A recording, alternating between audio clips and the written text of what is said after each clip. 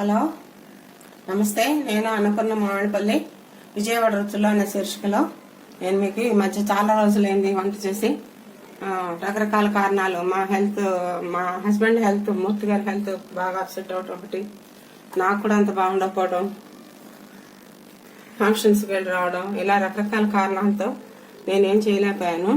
ఇంకో ఇవాళ మళ్ళీ ఒక వెరైటీ ఏదైనా చేసి చూపిద్దాం అనిపించి అంటే పండుగలు వస్తున్నాయి కదా, దసరా పండుగల్లో ఎవరైనా సరే నిలవ స్వీట్ ఒకటి చేసుకుంటారు. ఒక స్వీట్ హాట్ ఇట్లా ఏదైనా చేసి డబ్బాలో పెడితే గెస్ట్లు ఎవరినో వాకిట్లకి పండుగ సందర్భంగా శుభాకాంక్షలు చెప్పడానికి వచ్చిన వాళ్ళు, పలకరించడానికి వచ్చిన వాళ్ళకి ఆ స్వీట్ హాట్ ప్లేట్లో పట్టి ఇవ్వటం ఒక ఆచారం అనమాట. అందుచేత అలా నిలవ స్వీట్గా ఉండేటువంటి ఒక రెసిపీని ఈరోజు నేను మీకు చూపిస్తాను. అది ఏంటంటే మినపసున్ని. అందరూ కజ్జికాయలు శనగపప్పుతో, పుట్నాల పప్పుతో, బొంబాయి రవ్వతో ఇలా చేసుకుంటారు. నేనేంటంటే మినపసున్నితో చేస్తున్నాను. మినపసున్ని అంటే మినపప్పు వేయించి పొడి చేసుకోవడం అనమాట, మిక్సీలో వేసి. ఆ మిక్సీలోనే కొంచెం బెల్లం కూడా వేసేసుకుంటే, బెల్లము నెయ్యి వేసుకుంటే దాన్ని ఉండలుగా చేసుకొని ఇదిగో ఇలాగా రౌండ్గా బాల్స్ లాగా చేసుకొని మినపసున్ని ఉండాలని మనం తింటుంటాం మామూలుగా. అందరిళ్లలో తెలుగు వారి అందరిళ్లలోనూ మినపసున్ని అనే పదం బాగా తెలిసినటువంటి పదమే. ఏం చేశారంటే మేము మినపసున్ని చేసుకున్నామండి ఇవాళ అంటారు.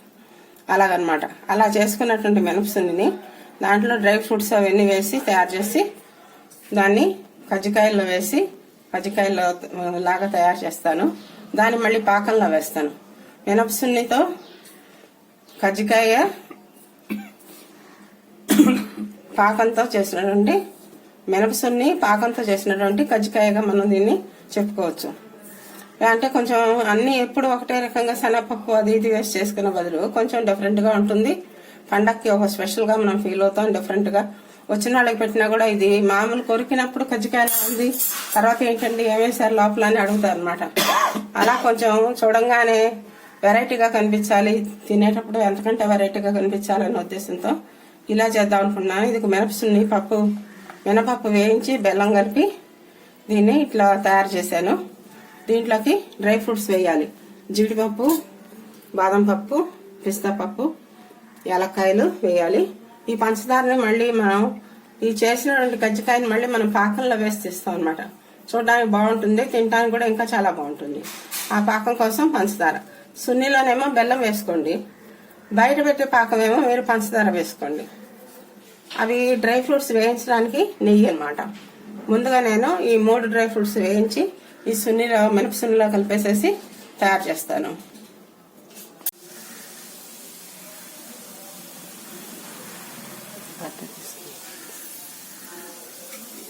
ఇదిగోండి డ్రై ఫ్రూట్స్ నెయ్యిలో వేగాయి. ఈ నెయ్యిలో వేగినటువంటి డ్రై ఫ్రూట్స్ అన్ని మనం నెయ్యితో కలిపి మనం ఈ మినపసున్నిలో కలుపుకుందాం చక్కగా. ఈ నెయ్యి డ్రై ఫ్రూట్స్ బాగా పడడం వల్ల మనకి కజ్జికాయలకి బాగా టేస్ట్ వస్తుంది. ఇందులోనే మనం యాలక్కాయ పొడి కూడా వేసుకుందాము కొద్దిగా. ఇదే బాగా మనం మిక్స్ చేసుకుందాము. అలాగే ఇది తయారు చేయడానికి మనకి ఇది కావాలి, మన మైదాపిండి. ఈ గ్లాస్ మైదా, ఒక 2 గ్లాసులు మైదాపిండి తీసుకున్నాను ఈ గ్లాస్తో.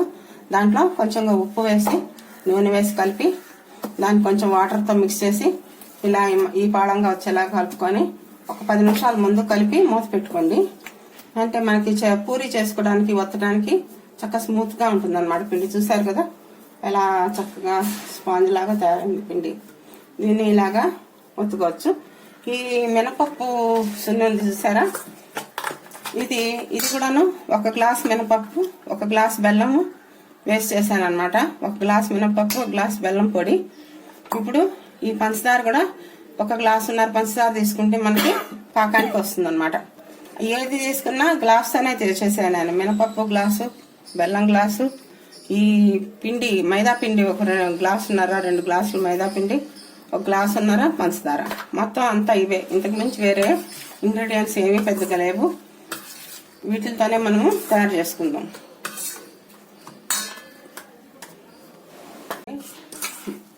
డ్రై ఫ్రూట్స్ వేడివేడి నెయ్యిలో వేయించి ఈ మినపసున్నిలో కలిపేప్పటికి మనకి మినపసున్ని కొంచెం పలసనైందనమాట. అంత పలసగా ఉంటే మనం కజ్జికాయల్లో పెట్టుకొని చేసుకోవడానికి కుదరదు. అందుకని నేను ఏం చేశానంటే వెంటనే మీరు అలాగా ఏదైనా అయిపోతే కంగారు పడకండి, పాడైపోతుందని.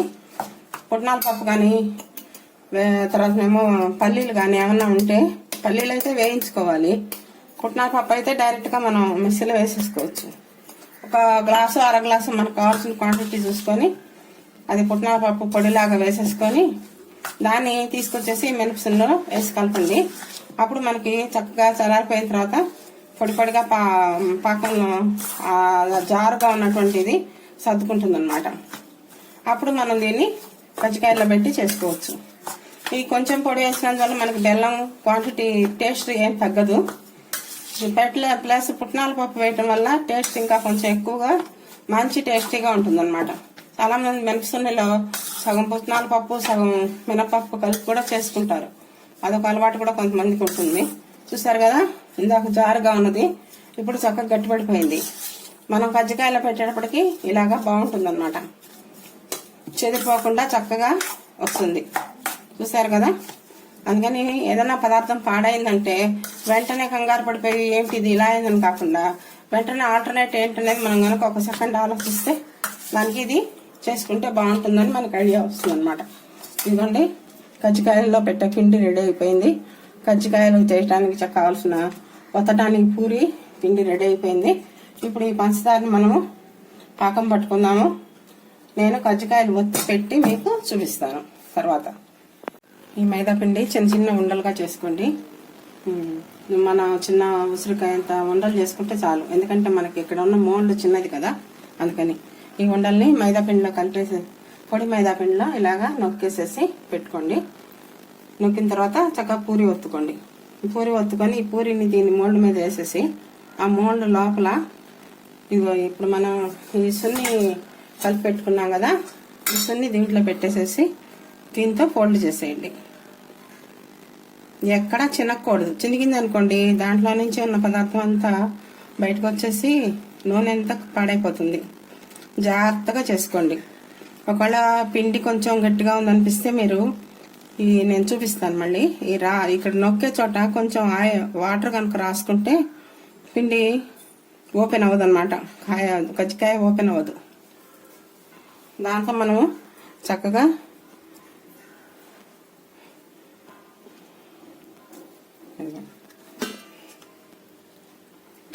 చూసారా వచ్చింది. ఇలాగ మనం వరుసగా అన్ని కజ్జికాయల్ని ఇప్పుడు మరొకటి ఎత్తు చూపిస్తాను. పండుకి మీరు నూనె రాయండి. రెండు వైపులా కూడా నూనె కనుక రాస్తే మీకు కజ్జికాయ అతుక్కోకుండా వచ్చేస్తుంది. లేకపోతే మైదా పిండి ఆ మోల్డ్కి అతుక్కుపోయి రావడం కొంచెం కష్టం. అదేమో ఈ లోపల మనం ప్రయత్నం చేసే లోపల చినిగిపోతుంది. ఈ చినిగిపోయిన దాంట్లో నుంచి లోపల పెట్టుకొని స్టఫ్ చేసుకున్నటువంటి సున్ని పిండి మినప సున్ని అంతా బయటకు వచ్చేస్తుంది. అదంతా ఈ ఖరాబ్ అయిపోయి అంతా నూనెలో పడిపోయి అలా చాలా గందరగోళం అయిపోతుంది. అందుకని మీరు మోల్డ్కి మధ్యలో 2-3 కాయలు ఒత్తుకున్న తర్వాత కజ్జికాయలు మధ్యలో కొంచెం ఒకసారి కొద్దిగా ఆయిల్ అప్లై చేసుకుంటే మీకు అతుక్కోకుండా చక్కగా కజ్జికాయలు వస్తాయి. ఇప్పుడు చూడండి నేను చూపిస్తాను. అలా కొంచెం గట్టిగా కలుపుకొని ఆ జిగురు లేదు కొంచెం రాలిపోయేటట్టుగా ఉంది అని మీకు సందేహం కనుకున్నట్టయితే ఇది గ్లాస్తో నీళ్ళు తీసుకొని ఇక్కడి నుంచి ఇక్కడికి మీరు కొంచెం వాటర్ అప్లై చేయండి. ఈ ఎడ్జిలో ఇలా అప్లై చేశారనుకోండి మీకు పైపర్ మళ్ళా తీసేసి దానికి కూడా వేయక్కర్లేదు. పైపర్ వేసేసి ఇలా క్లోజ్ చేసేసుకొని మీరు కజ్జికాయ ఒత్తుకున్నప్పుడు ఆ తడి కోసం ఆ పిండి అలా దానికి అతుక్కుపోతుంది అన్నమాట. చూసారా, ఈ ఎక్స్ట్రాగా ఉన్న పిండిని మనం తీసేసుకుందాం. తర్వాత నెక్స్ట్ ఆ కజ్జికాయలోకి మనము అది మళ్ళీ మిక్స్ చేసుకోవచ్చు. అది ఏం వేస్ట్ అయ్యేది ఏం లేదనమాట. ఇదిగోండి, చూసారా కజ్జికాయలు వచ్చేస్తున్నాయి. ఇలా ఒక 4-5 కాయలు వేసేసుకున్న తర్వాత మనము వేయించుకుందాం. ఎక్కడన్నా మీకు కొంచెం చిన్న బెజ్జం పడిందని అనుమానం ఉందనుకోండి, ఈ కలిపిన మైదా పిండి ఉంటుంది కదా, దాన్ని ఇలాగ కొంచెం అతుకు పెట్టినట్టుగా దానిపైన వేసేస్తే కొంతసేపటికే ఆ బెజ్జం కాస్త పొడిపోతుంది.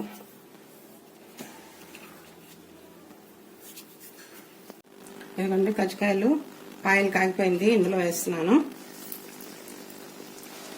ఒక్కటొక్కటి మెల్లిగా జార్చుకోండి, ఒకేసారి పెద్దగా అన్నీ పడపడా వేసేయకండి. వేసేస్తే అవి ఒక్కసారి చినిగిపోయి ఆ పిండి అంతా బయటకు వచ్చేసి ఆయిల్ అంతా పాడైపోతుంది అనమాట. ఇలా కొంచెం ఒక దాన్ని తిప్పుకున్న తర్వాత కొంచెం వెనక్కి అప్పుడు మరొక దాన్ని వేసుకోండి. అలా బాండీలో పట్టినట్టు మటుకు 4-5 కజ్జికాయలు వేసేసుకోవచ్చు. నిదానంగా హై ఫ్లేమ్ పెట్టుకోకండి, మీడియం కానీ లో ఫ్లేమ్లో కానీ మెల్లిగా వేయించుకోండి. ఎందుకంటే పైన పూరి బాగా వేగాలి, వేగితేనే మనకి కజ్జికాయలు పాడకుండా వస్తాయి.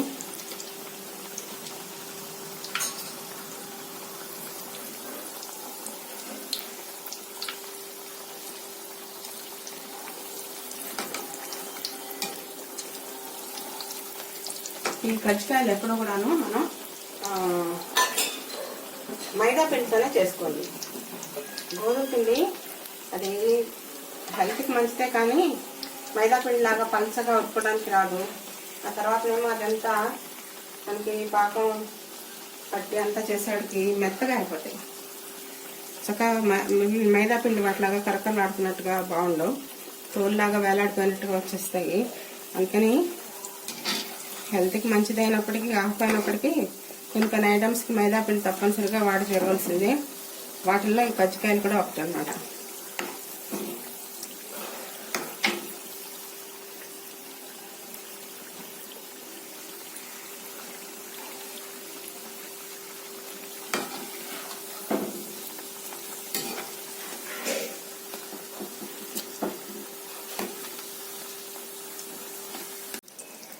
ఇది ఒకటి కొంచెం ఎలా వేగితే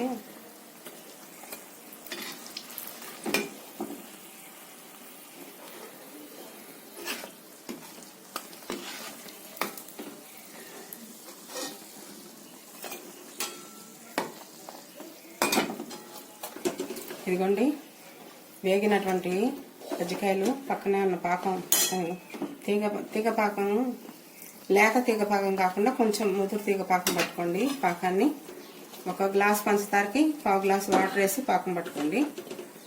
ఈ పాకం వచ్చిన తర్వాత 1/2 స్పూను నిమ్మకాయ రసం వేయండి. ఎందుకంటే పాకం అంతా ఆరిపోయి గడ్డలుగా తెల్లగా ముద్దల్లాగా అయిపోకుండా ఇలాగా ఒకటే రకంగా కాన్స్టెంట్గా ఉంటుంది అనమాట. అందుకని మనం నిమ్మకాయ రసం వేసుకుంటే ఆ రసం తర్వాత 10 రోజుల తర్వాత కూడా మీకు గడ్డగట్టదు, అలాగే ఉంటుంది అనమాట.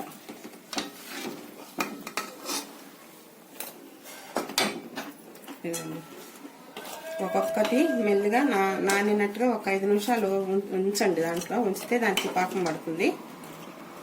ఎలాగో కజ్జికాయ లోపల మనం బెల్లం వేసాం కదా, పైన పంచదారతో పాకంతోనే మనం దీన్ని చేసుకోవాలి. పంచదార పాకం అయితేనే బాగుంటుంది.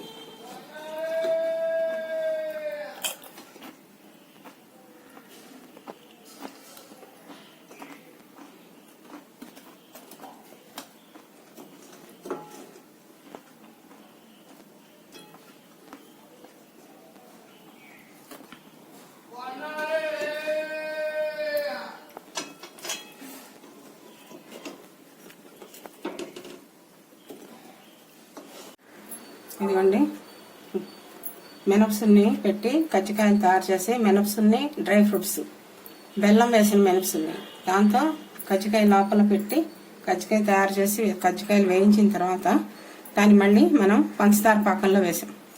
పంచదార పాకంలో వేసి ఇదిగో ఇలాగా మినపసున్ని డ్రై ఫ్రూట్స్తో పాకంతో కజ్జికాయలు తయారైపోయినాయి.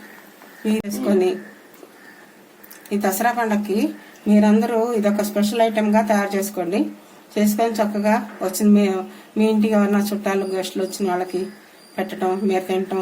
ఈ రుచి బాగుంటుంది, చాలా బాగుంటుంది, చాలా స్పెషల్గా ఉంటుంది. మీరు నవ్వులుతూ ఉంటే డ్రై ఫ్రూట్స్ అన్ని నోట్లోకి వస్తూ ఇదేంటి మన శనగపప్పు కాదు మినపిండి ఇట్లా వచ్చింది, మినపసున్నితో చేశారా అని చాలా అందరూ అడుగుతారు. మీరు కూడా ఫీల్ అవుతారు. చాలా టేస్టీగా ఉంటాయి కనుక మీరు ఈ రుచిని మీరు ఆస్వాదించండి. ఉంటాను మరి నేను.